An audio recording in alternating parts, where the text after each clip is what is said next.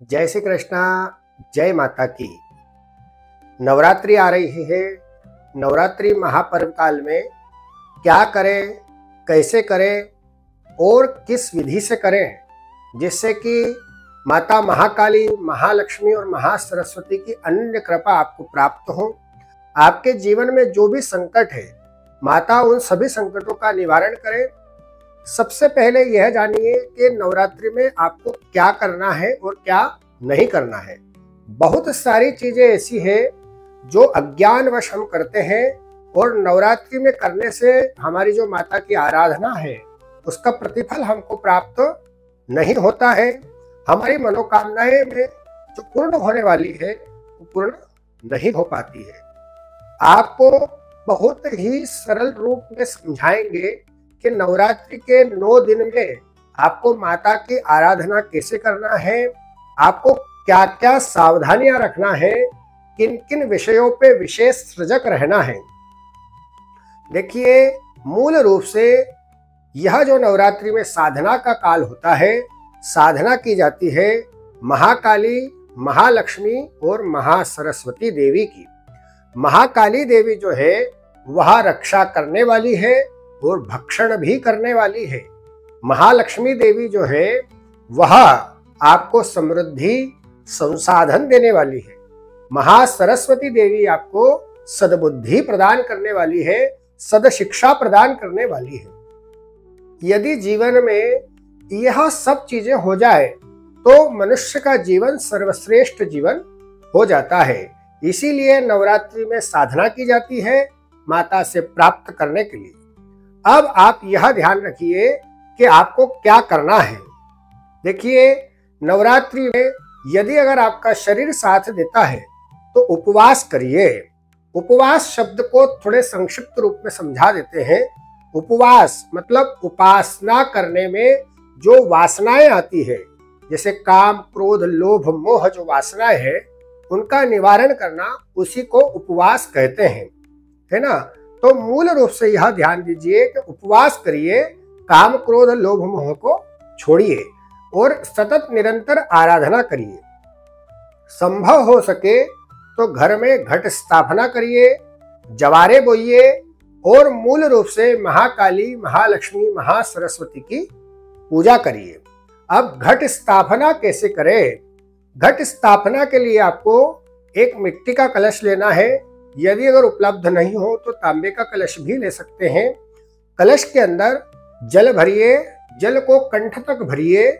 जल के अंदर एक सुपारी डालिए, एक खड़ी हल्दी डालिए, एक सिक्का डालिए और जो है थोड़े से ज्वार के दाने डालिए, खड़े मूंग डालिए और विशिष्ट रूप से कंकु चावल से कलश का पूजन करिए।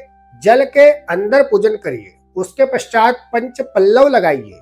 पंच पल्लव यदि उपलब्ध नहीं है तो आम के अथवा पान के अथवा अशोक के पत्ते लगाइए। उसके ऊपर श्रीफल रखिए। श्रीफल हमने जैसा बताया है उसी प्रकार से रखिए और सतत अगर हो सके तो अखंड ज्योत जलाइए। शुद्ध घी की भी जला सकते हैं और तेल की भी जला सकते हैं। जैसा आपका सामर्थ्य हो वैसा आप प्रयत्न करिए। घट स्थापना शुभ मुहूर्त में ही करें, कदापि अशुभ मुहूर्त में घट स्थापना नहीं करें। शुभ मुहूर्त जो रहेगा, दिनांक 22 तारीख को सोमवार के दिन माता जी का स्थापन हो रहा है। उस दिन प्रातः काल 6:17 से लेकर के 7:47 तक शुभ मुहूर्त रहेगा।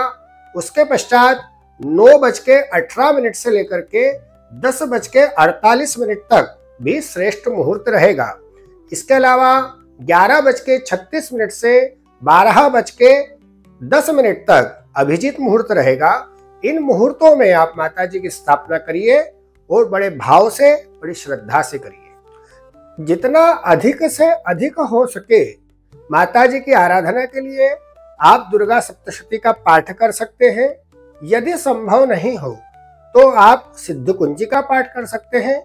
यदि वह भी संभव नहीं हो तो आप ओम ऐं ह्रीं क्लीं चामुंडायै विच्चे, इस नवार्न मंत्र का यथाशक्ति जितना अधिक से अधिक हो सके जप करिए। और जो बताए गए नियम है, अक्रोधरैहि शौच परैहि सततम ब्रह्मचारिभिः, किसी प्रकार से मन में क्रोध को मत लाइए और किसी प्रकार का अधिक विचार मत करिए और सतत निरंतर जो है ब्रह्मचर्य का पालन करिए। यदि अगर आप 9 दिन इस प्रकार से साधना करते हैं, पूजा करते हैं, तो निश्चित रूप से आपके आने वाले भविष्य में जो भी संकट है उसका समूल नाश होगा और माता आपके ऊपर कृपा करेगी। अब आपको क्या नहीं करना है, देखिए इन 9 दिनों में आप अपने नाखून मत काटिए, किसी प्रकार से अपने केश मतलब बाल मत कटाइए, किसी प्रकार से आप गलत खान पान मत करिए, आप किसी प्रकार से झूठ व्याभिचार का प्रयोग कदापि नहीं करें और किसी भी विवाद में कदापि नहीं पड़े। सतत माता का चिंतन करें, यजन करें और पूजन करें। दुर्गा सप्तशती का पाठ हमारे द्वारा विधिवत रूप से बनाया गया है, आप उसका भी श्रवण कर सकते हैं। कवच का पाठ, सिद्ध कुंजिका का पाठ भी हमारे द्वारा बनाया गया है, आप उसका भी नवरात्रि में श्रवण करिए। निश्चित रूप से माता जी की कृपा आपके ऊपर होगी। जय श्री कृष्णा, जय माता की।